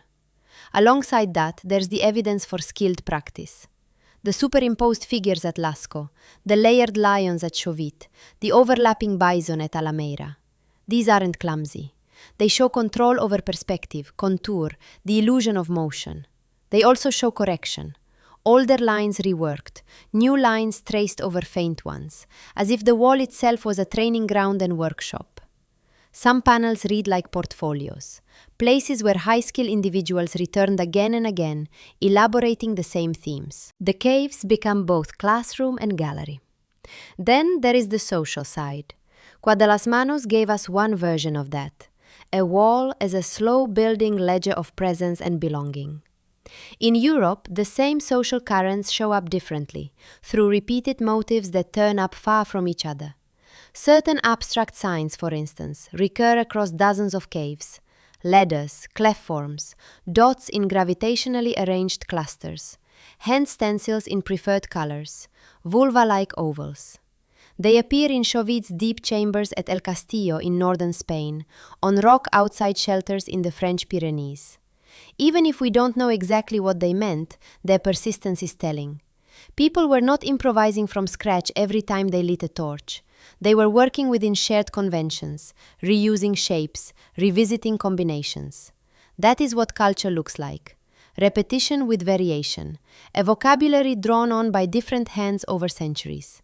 So on the side of what we can say with some confidence, we have this close animal observation, repeating practice that refines a skill, and socially meaningful motifs that travel and endure. Taken together, the caves function as records of expertise in hunting, in season watching, in social identity, and in the craft of making images that carry all of that. The hardest questions sit in the spaces between those certainties. The first is whether those recurring signs formed anything like a structured system. Were they just favorite shapes used because they felt powerful or looked pleasing? Or were they closer to a set of signs with stable meanings? This herd, this clan, this season, this ritual that could be combined into messages. Researchers like Geneviève von Petzinger have catalogued dozens of recurring marks in European caves and shown that a small subset accounts for most of them. That's exactly what you'd expect from a sign system where a limited alphabet gets reused. But we don't yet have the Rosetta Stone that would tell us how they functioned. Related to that is the mystery of narrative. When you see a panel full of animals or a sequence of hand stencils marching along a wall, is that a story? Are events being shown in order like frames in a comic? Or is it more like a cluster of themes? These are the beings and acts that matter here, arranged according to a logic we no longer share. A few compositions hint at sequence, lines of horses that seem to move from one end of the wall to another, scenes where humans, animals, and abstract signs intersect in what looks like action. But without captions, we can't say if these are narrative in our sense or more like layered icons, each one invoking a bundle of associations. Then there is the stubborn question of location. Why this chamber, not that one? At Lascaux, some of the richest paintings in the Hall of the Bull sit at a kind of crossroads in the cave system, while other extraordinary panels are tucked much deeper in, reached only by crawling through narrow passages. At Chauvet, the most striking lions and rhinos appear in spaces that are difficult and dangerous to access. Many caves have large, easily accessible chambers with almost no art and small, awkward niches where pigment is dense. The choices clearly mattered. They obeyed some logic. Acoustic properties, darkness, safety from water damage, ritual staging, restricted access that we can only partially reconstruct. When people describe these paintings as feeling like they know too much, it's tempting to reach for hidden sciences, star catalogs, encoded catastrophe myths, secret maps of past coastlines. Those ideas are compelling enough that we'll probably always see them resurface. But if we slow down, the too much begins to look less like esoteric knowledge and more like deep familiarity with the things that govern survival. Knowing exactly when a particular herd tends to carve and where it crosses a valley. knowing the rhythm of salmon runs or the days when certain birds arrive, knowing which rocks ring, which chambers boom, which winds scour or shelter, knowing how clouds collect on a certain ridge before snow. These are not lesser forms of knowledge. For Ice Age people, they were everything. A panel that ties together bison in a particular posture, a phase of the moon, and a series of dots may not be a star chart in the modern astronomical sense. It may be a compact way of saying when the world looks like this and the sky does that, it is time to move or hunt or gather or stay away. That kind of expertise can easily feel unsettlingly precise when we glimpse it from far away. It is not secret science, but it is science in the most grounded sense. Systematic observation turned into practice, then anchored in images and shared. Our position looking back through tens of thousands of years has to be a careful one. For each cave, for each cluster of motifs, the responsible approach is to hold multiple working hypotheses in mind at the same time. That a panel might be a hunting aid, a memory palace of seasonal cues, a ritual stage, a lineage marker, a teaching tool for the young, or several of those at once. As dating methods sharpen, as we map cave acoustics and microclimates, as we compare more regions like Sulawesi and Patagonia to the famous European sites, some of those hypotheses get a little stronger, others fade. We are not trying to force the caves into a single answer, but to let the evidence slowly prune our guesses. If you'd like to go deeper into that process, to see the studies and stories behind these ideas laid out in a gentler arc than we can fit here, there's a book that expands on tonight's episode with full references and some additional sites we haven't visited. You can find it at sleepytimehistory.com, and for this week, there's a small discount there for listeners who want to wander further into the dark with a lamp of their own. For now, though, we stay with the not knowing. The animals, the signs, the hands, the careful placement in echoing chambers. They all insist that something specific was being done again and again, for reasons that made sense to the people who climbed down with their lamps and pigments. We can trace the outlines of their expertise and feel the weight of their attention. What we can't yet do is read their walls as fluently as they could. And as we move into the final part of our journey, we'll sit for a moment with that gap. We'll follow the torchlight to the deepest chambers where the paintings are most hidden and ask what it meant to close these spaces off, not just physically but in memory. To end the practice of going in and adding more, to let the record stop. In many of these caves, what strikes archaeologists is not just that the painting stopped, but that the caves themselves seem to have been, in a sense, closed. Entrances silted over and were left that way. Pathways that had been carefully maintained for generations went unused. In some places, there are signs that rocks were deliberately stacked or that access routes were allowed to collapse and never cleared again. The last torch is gutted out. The last hand withdrew, and the darkness was left to seal the record. What remains for us is a set of fragments that all point in the same broad direction. The paintings are not random. Across Europe, in Sulawesi, in Patagonia, we see minds paying disciplined attention to patterns, to animal behavior and seasonal cycles, to the movement of groups through landscapes, and very possibly to regularities in the sky. The dots and lines and repeated signs are not accidental doodles. They are part of a shared effort to pin down things that returned, herds, winds, phases of light and dark, so that memory could be steadier than perception. At the same time, we do not have a key that unlocks a single definitive reading. Most specialists would agree that the animals themselves and their behaviors are central, that social identity and ritual practice are woven through many panels, that some arrangements of signs plausibly track lunar or seasonal rhythms. Beyond that, we step into gradients of likelihood, rather than firm ground. Star maps, encoded disaster tales, fully grammatical proto-writing systems. These remain possibilities, but not yet proofs. The more we learn, the more important it becomes to keep those categories separate. what the dates, pigments, and context support strongly, and what still sits in the realm of careful speculation. If you've stayed with this journey into the dark and you'd like to linger with more of these prehistoric puzzles, there's a book that gathers them in a slower, more detailed way, with notes and sources you can follow at your own pace. You can find out more and pick up a copy at sleepytimehistory.com. If this kind of quiet exploration speaks to you, you can also help us keep making it. Subscribing to the channel, leaving a like, and sharing a comment all tell the strange little algorithms that there's an audience for long walks into deep time. I'd especially love to hear where you're listening from tonight, what part of the world you're in, and maybe what your own night sky looks like when you step outside. As we leave the caves and let the stone close behind us, one question comes with us into the room where you are now. If you had only rock and pigment, only stone and darkness, and you wanted to leave a trace for minds far beyond your own time, what pattern would you choose to record? Natalie. Hey.